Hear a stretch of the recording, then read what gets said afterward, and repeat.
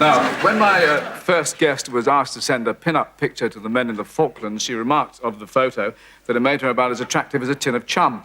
Her nose, she says, was so big that at school she was nicknamed Concord, which just goes to show how young she is. In my day, she would have been called a Sopwith Camel. But that is, of course, absolute nonsense because she is the irresistible Tracey Ullman.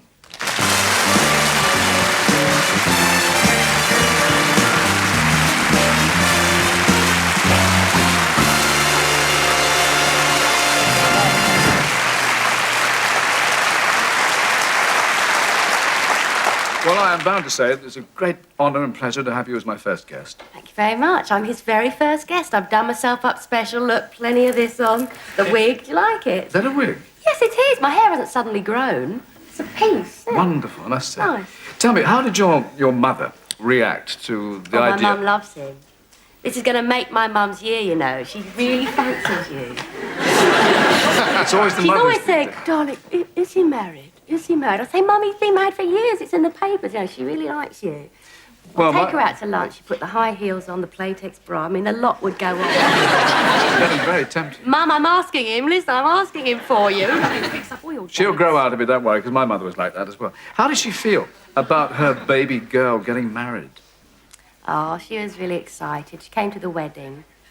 And obviously, you invite your mother, and she made this lovely speech which she got on video. Hello, it's lovely. I've never been to America before. I've only seen it in cowboy films. Excuse me, and she just walks off. It's very strange. She's very excited. Does she like your husband? And yes, he's nice because he wears nice aftershave and expensive suits. Yes. And he's always got clean shoes, which she's very keen on not having scuffed shoes and things. She thinks he's marvellous.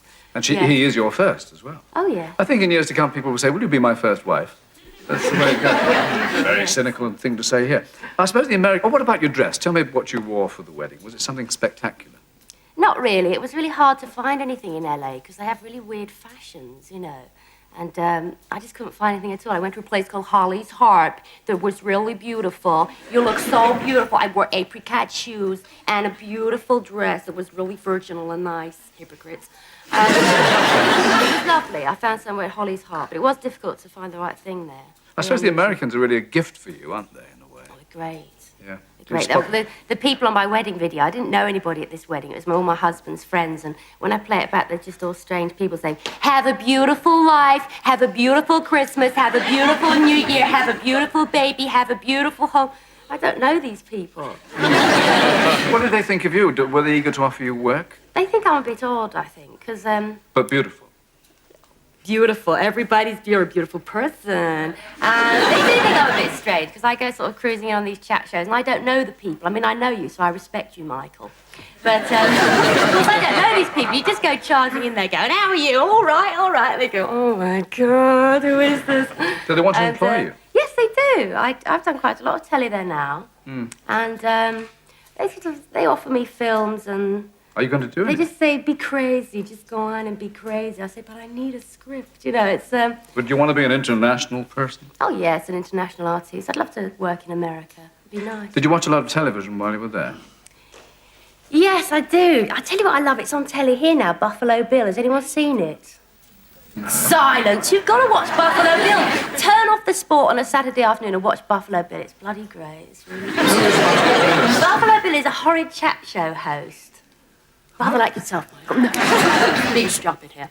It's just a really good programme. That's a good example of American telly. I mean, we all watch Dallas and all that. Now, tell me about Dallas. Is it further ahead in Dallas than it is over here? I don't think so. I don't think so. Because I wanted to know if Cliff Barnes has actually jumped off the top of a tall building.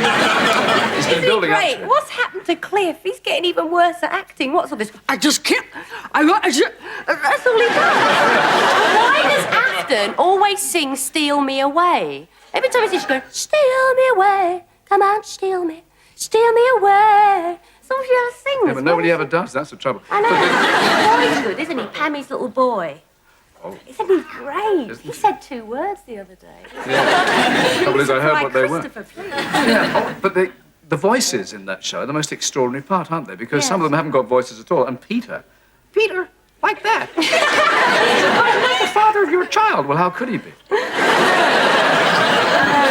Who are your favourites over here on our sort of pop stuff? I mean, our Well, I love Coronation Street, and I'm into bad telly. Well, it's not bad telly, but I love, I like The Price is Right at the moment. I like it when they get those nutters on that keep waving at the camera, go, come on down, they're going, all the time. This woman on the other week was quite mad, and, I like Bullseye. Do you ever watch Bullseye? I don't see it very often. And what's the great appeal in that? Because they give when the contestants win, they give them cash.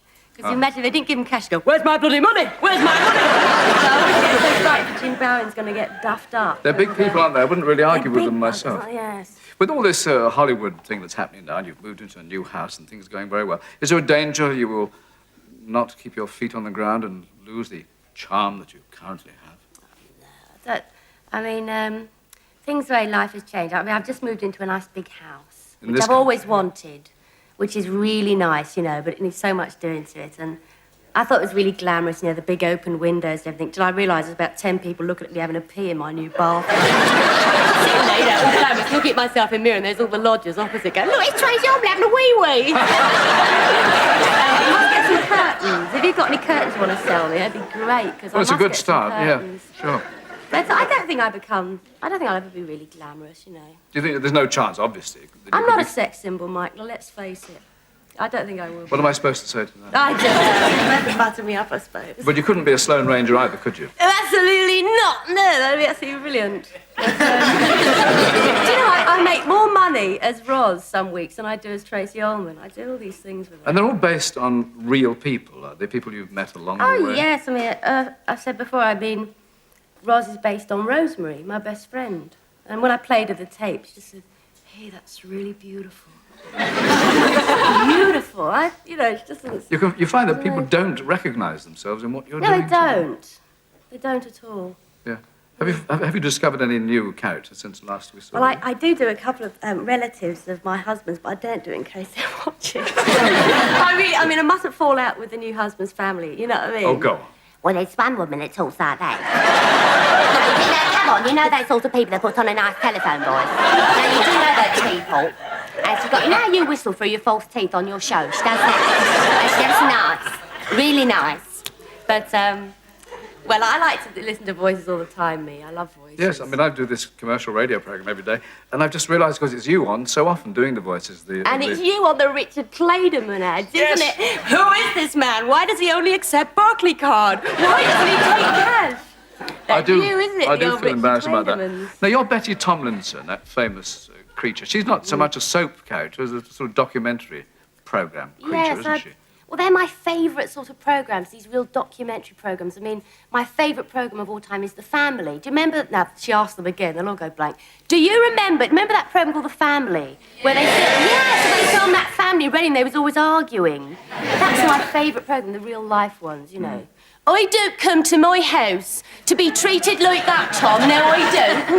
No, come on, Michael, please. No, come on, no. Do you remember her? She was great. And my favourite programmes, documentaries. And I always remember seeing characters like Betty Tomlinson walking through a terrible flat, you know, in a real bad situation. I wonder if they write to Claire Rayner.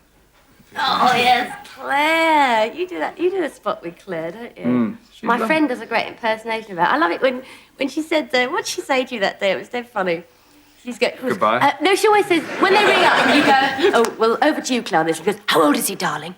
She always asks how old they are. And then one woman rang up once and she said, I've got a 14-year-old daughter, Claire, and she won't cuddle me. You know, we have no closeness anymore. She went, how old is she, darling? 14, I did say. Oh, sorry, darling.